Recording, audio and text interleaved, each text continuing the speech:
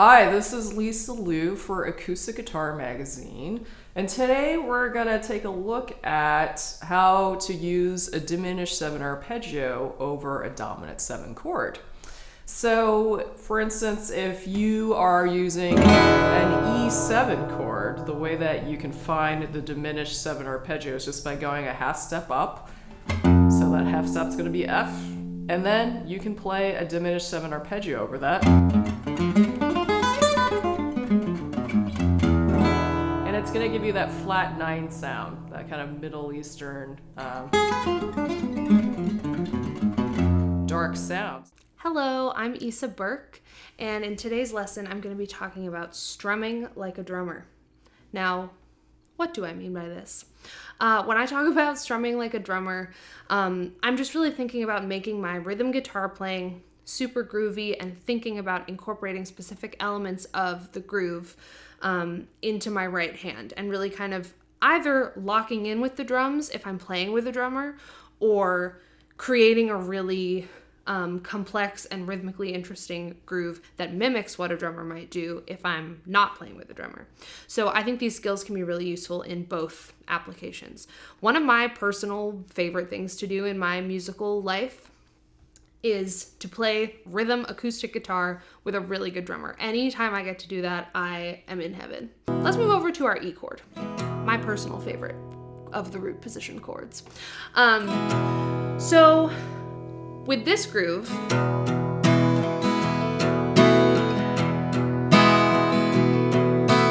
I'm not muting anything, but you can still hear a backbeat. 1, 2, 3, 4. 1, 2, 3, 4. So what I'm doing is I'm emphasizing the higher strings, meaning the higher in pitch strings, which are lower in physical space. And I'm really striking the strings with a lot of, I'm kind of exerting a lot of force with my right hand, but I'm not digging in super hard. Like, I'm not doing this. I'm not digging into the strings really hard. I'm just kind of like brushing them. But because I'm close to the bridge and I'm exerting a lot of downward force, we get a really kind of percussive sound.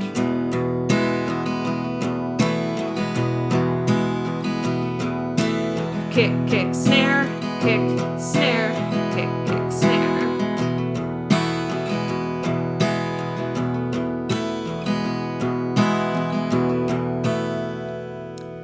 I think that can be a really nice way to lock in with a drummer or emphasize a backbeat when there is no drummer.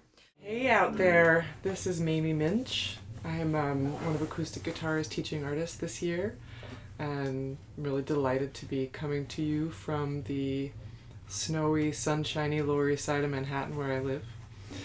And today I thought I would show you all a lick or two from a song I recorded. It's been a long time ago now, but people like it, and somebody requested it last week, so I thought maybe this would be a good place to start. And the song is called Razorburn Blues.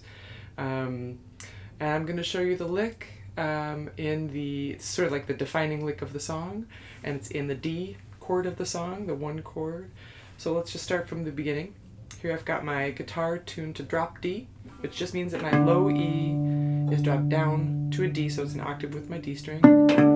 And I always tell new players, most of you probably know this by now, but it's a little refresher, if you're tuning any string, even standard tuning or whatever, it's best to come up to the note that you're looking for. So I knock this down, now I'm going to bring it up to the D. Use a harmonic to match it to my D, and that's because if you tune down to the desired note, the winds of the string could still sort of hitch up in the nut, and then it could go flat while you're playing or go pop, pop, pop. So coming up to the note helps. Anyway, so maybe you already are a finger picker, or maybe fingerstyle alternating bass stuff is new to you, but that's how we play this song. So we start with just working that octave.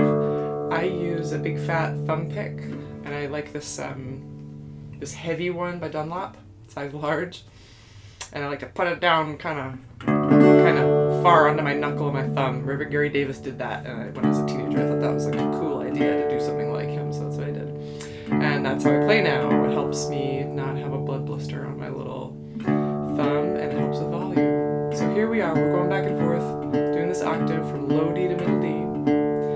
And the reason I thought this was a cool little lick to show you is because the melody, the lick, is not just taking place on the upper 3 strings, which you get a lot with fingerpicking songs. It incorporates a little bit of bass. So I'll just show you what it sounds like played in real time.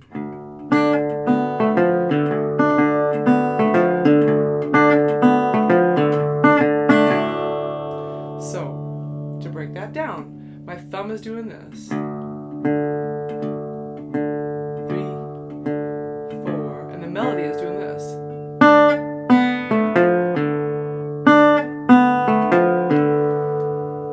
And so those intersect. Did you kind of catch that middle D where the thumb hits?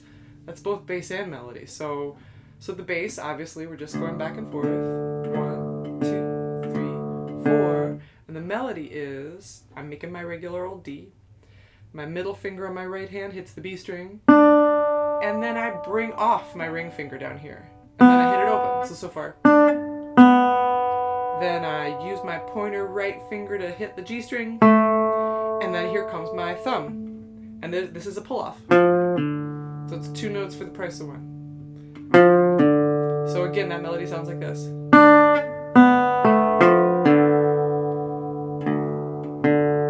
And it begins with a pinch with the upper D.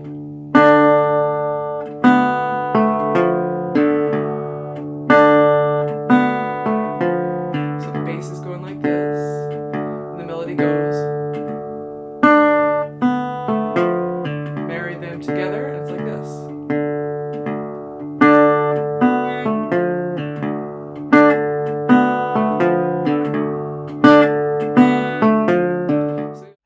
Sean McGowan here. So glad that you could join me for this lesson.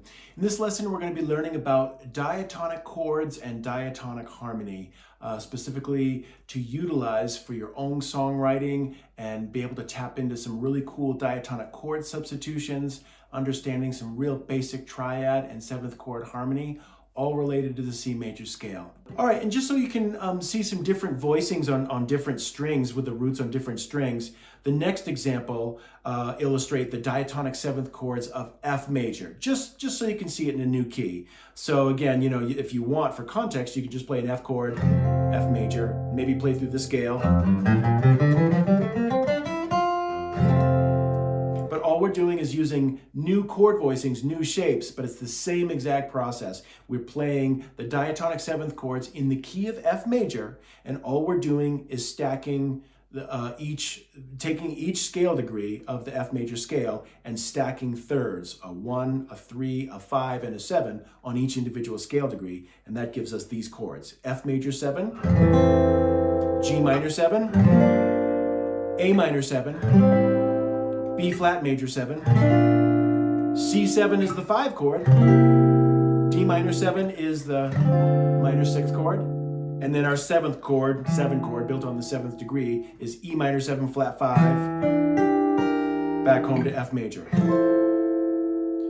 So both of those examples, the diatonic 7th chords of C major and F major that we just played through, will give you plenty of chord voicings to choose from, so you can play songs pretty much in any key, in any location on the fretboard with the root on either the low 6th string or the 5th string, or even the 4th string, as you'll see in the examples of C major. Hey everybody, it's 2 for Acoustic Guitar Magazine, and today I want to talk to you a little bit about how to make your Travis picking or fingerstyle playing a little more musical. Travis picking is such a cool tool to use, and when I first came to it, it was really exciting because it became kind of foundational for my fingerstyle playing. But I'm a self-taught guitar player, and so when I was trying to learn it, all the resources that taught me Travis picking started from this sort of kind of teaching the pattern, right? So it would teach this starting with the thumb, right? You've maybe heard of the alternating thumb. It sounds like, and maybe, and then once you get that down, you would fold in the index and then the middle finger, and then you would be, trying to do thumb, index, thumb, middle. And for me, that was really, really challenging. I could never seem to get over the hump of making that pattern sound like the Travis picking songs that I wanted to play. And so in order to get through that, I had to kind of figure out this way of playing for myself. And it's a rhythmic principle that I carry through with me in all my playing. So you can kind of use this technique for Travis picking as well as any other kind of fingerstyle playing, and maybe even, right hand rhythm playing for strumming different patterns. The idea is really just to, rather than focusing on a pattern, focus on the groove. Something simple like bum, bum, ba-da, bum, bum, bum, ba-da, bum, bum, bum, ba-da, bum. Then transition to the strings. Bum, bum, ba-da, bum, bum, bum, ba-da, bum, bum, bum, ba-da, bum. Now each one of those, I picked totally different strings, and you're just hearing the groove. Bum, bum, ba-da-dum. And as you continue, just fold in more and more of the complex rhythms the way that you hear them in the songs, right? So listen to Travis picking songs and try to sing the guitar part. Maybe the more complicated ones are like bum, ba-da-da-da-dum, bum, ba-da-da-da-dum, bum, a little bit of a rolling sound. And try to connect that with your right hand and the strings. Bum, ba-da-da-da-dum, bum, ba-da-da-da-dum, bum, ba-da-ba-da-bum, bum, ba-da-da-da-dum, bum, ba-da-da-da-dum, bum. You can see that even sometimes I'm sort of strumming or frailing with my fingers a little bit. It's not an exactly precise pluck, but I'm still getting the groove. Bum, ba, bum,